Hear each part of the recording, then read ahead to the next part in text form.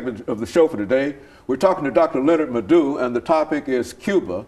And Dr. Madu has given us some information relative to how the United States became involved with Cuba. And of course, Dr. Madu, let's see if we can pick up at that point and further develop our discussion on Cuba.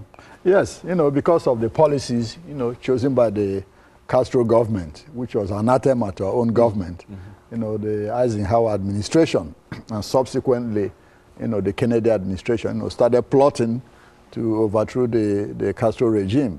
This, led to the infamous or famous Bay of Pigs invasion, which in Spanish they call Bahia de Conchinos, Bay of Pigs.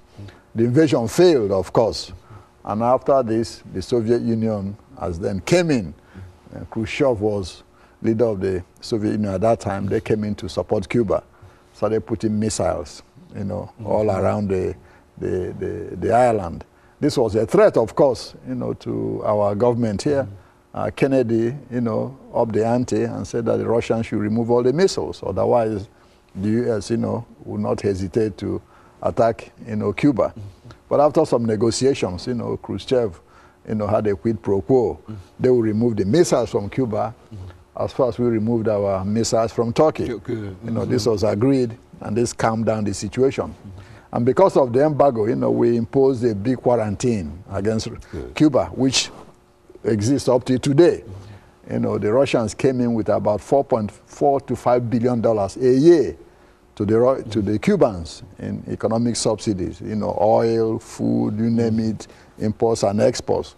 This continued until 1991, when the Soviet Union collapsed and communism collapsed all over the world. Cuba was left lurching, dry, exactly, dry and completely lost, and so that has been a big problem since then, since 1991 when this happened till, now Cuba, has lost all those economic sustenance from